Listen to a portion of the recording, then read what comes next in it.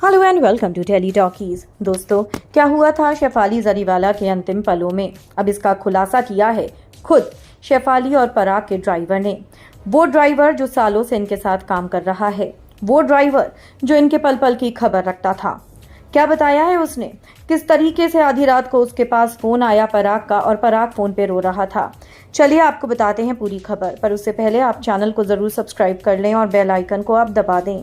शेफाली जरीवाला का और पराग का सालों पुराना ड्राइवर है, जो दोनों के साथ कई सालों से जुड़ा हुआ है। और ऐसे में बीती रात अचानक से पराग ने उसको फोन करा और फोन पे कहने लगा, तुम जहां भी हो जल्दी से जल्दी गाड़ी निकालो। वो हड़बड़ा गया और ऐसे में हड़बड़ाया हुआ ड्राइवर फटाफट घर पहुंचा। उसको समझ नहीं आ रहा था कि आखिर सर ने इतनी रात को अचानक से कॉल क्यों कर दिया, क्योंकि उसका कहना था कि अगर रात को दोनों को कहीं भी घूमने जाना होता था तो सर अपने आप गाड़ी लेकर निकल जाते थे। लेकिन ये पहली बार था जब उन्होंने इस तरीके से मुझे कॉल करा और मैं हैरान हुआ।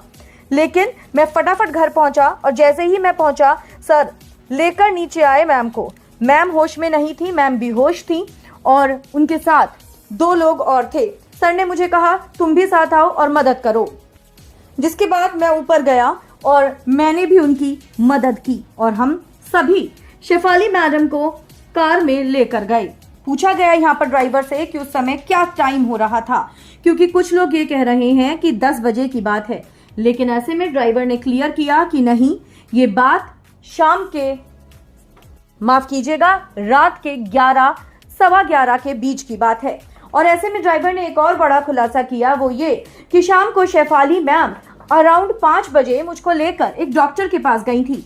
वो क्यों गई थी मुझे नहीं पता, लेकिन उन्होंने मुझसे ये कहा था कि तुम बाहर खड़े रहो, मैं अभी आती हूँ। और उसके बाद उनको 2 घंटा अंदर लगा था, फिर वो बाहर आ गई थी। लेकिन वहां से आने के बाद भी वो नॉर्मल थी। उनकी सेहत को देखकर मुझे ऐसा बिल्कुल नहीं लगा कि उनको कोई परेशानी है या उनको कोई बीमारी है। उल्टा वो तो शाम को सर के साथ बाहर सिम्बा को भी घुमा रही थी और मुझे देखकर उन्होंने स्माइल पास करके ये तक कहा था कि तुम चले जाओ, आज हमें कहीं नहीं जाना। और ऐसे में मैं शाम को जल्दी जाने लगा था, लेकिन सर ने मुझसे ये कहा था कि एक काम करना, शाम को पूछ लेना फिर भी आकर, अगर कुक को कोई सामान चाहिए हो तो तुम लेते आना, क्योंकि मैं और शेफाली अब कहीं नहीं जाने वाले, वीकेंड है तो हम लोग रिलैक्स करेंगे।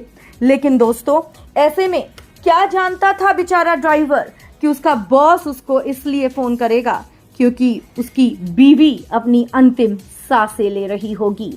और फिर उसने बताया कि हम लोग पहले मैम को एक हॉस्पिटल में लेकर गए, लेकिन वहां पर डॉक्टर ने सर को कुछ भी सही तरीके से नहीं बताया और उन्होंने मैम को अटेंड करने से इनकार कर दिया।